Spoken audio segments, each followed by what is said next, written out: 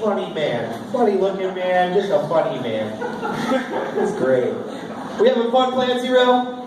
We had a good time. Friday night fun. It's great. It's lovely. Your next comic coming to the stage. She's one of my favorites in town. She is hilarious. Leigh David, everybody.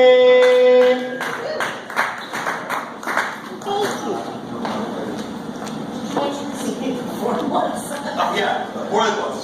Okay. For those of you who have not met me before, and I hope you can you hear me?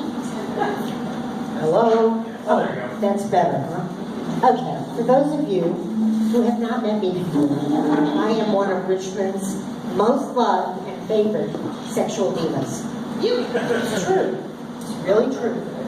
I made a study on a lot of things, and you know, there aren't a lot of women here tonight, but I'm really offering more of a public service than anything else to those women who are here. I made a study on the internet on how to attract and keep a man. And I took careful notes and I applied it. It says on the internet, always maintain your mystery. And if you don't have a mystery, find it. Now mine happens to be how much I paid for my vacuum cleaner. And I'm not giving it up. Okay? That's what, so I went back to the internet. I mean, that was a good start. The other thing is that you should discover in yourself those things that you have in abundance that would attract a man who has a fetish or a preference for those things. In my case, that's cat hair and cellulite. There's a third one that has gone out of my head. That's what happens when you don't bring your notes up with you. But I would caution you to be careful about the questions that you ask. Don't ask questions that can be answered yes or no. They'll backfire on you. Am I the prettiest thing you've ever seen? No. Oh, come on. So instead, was I prettier tonight or last night? That's called the alternative of choice. It works for a lot of things. Would you like to start living together tomorrow or next week?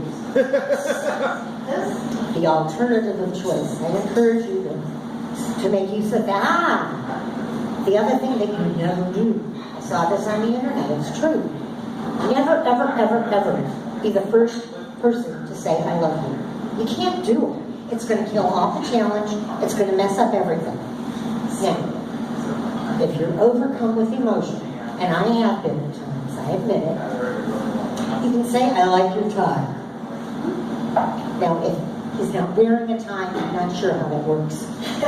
But trust me, never be the first one. Now, moving on with that information, I wound up hanging out in Georgetown dating bars when I lived in D.C. And there were what I would call pretentious people sitting at the bar talking about this and that and the other. And I don't know what got into me. I told them, I'm writing a book. Immediately I got attention. How are you? I said, yes. It's Carl. Famous men I never loved. I took that book to a publisher, and he wouldn't publish it because he said it was too long. So that started my quest to edit the book, and I found out that I could multitask. I could try editing the book and looking for my future husband I was looking for at the same time. I mean, it was exhausting, but at least I could knock off two birds with one stone. Later decided I didn't want a future husband, but you know, I'm still interested in living in sin. That has not changed. Alright. So I can tell you the stories, and sometimes I have, about the encounters I had along the way. Darn if I didn't find a significant other recently. We've lasted for 11 months. Because I'm a sexual diva. Thank you. I think that's progress. One more month and it'll be a year. Unbelievable. Absolutely unbelievable. Well, believable. But it's because I'm a sexual diva. You know, I told him early on, and I forgot to tell you how important honesty is in a relationship. So maybe the second month in, I did tell him that I wasn't a virgin. And I think he took it pretty well. But honesty is so important. Anyhow, he comes over pretty early on, and he's tall, I'm short. I reach up to get my kiss. I like those kisses. He says, take off those clothes. Okay, I'll do it. Drop my shorts down to my ankles.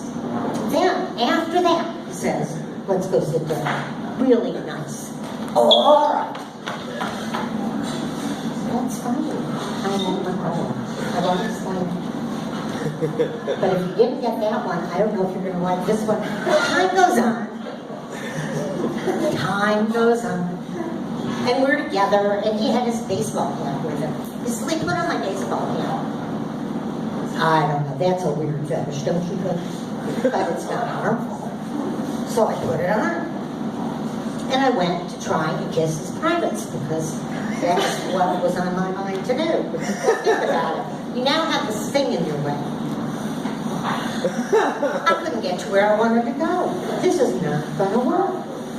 He said, turn it around, Leigh. So I did. Still not going to work, Leigh. I said, Leigh, I meant the hat. Hey, I like that, you learn so much. That's one thing about building character, though. When you're learning, you're never getting anything done, right? I mean, if you're learning a lot on a job, that means you're not getting paid shit.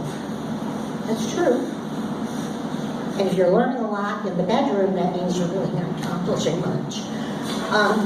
Right? And you have to know how to learn. That's funny. It's because it's true. It's because it's true. All right, that was number 2. Number 3 almost ended the relationship. Came over and I was in the mode. I was in the zone. So I went over to him and I reached in and put my thumbs into his underwear. But I lost purchase and it snapped against his privates. And he yelled. It just wasn't a scream of ecstasy. What can I tell you? Are you flashing me? Have I had it? You get all this in 1 minute. Thank you so much. No, I didn't. That was funny. Thank you all. Ladies, I hope you learned something.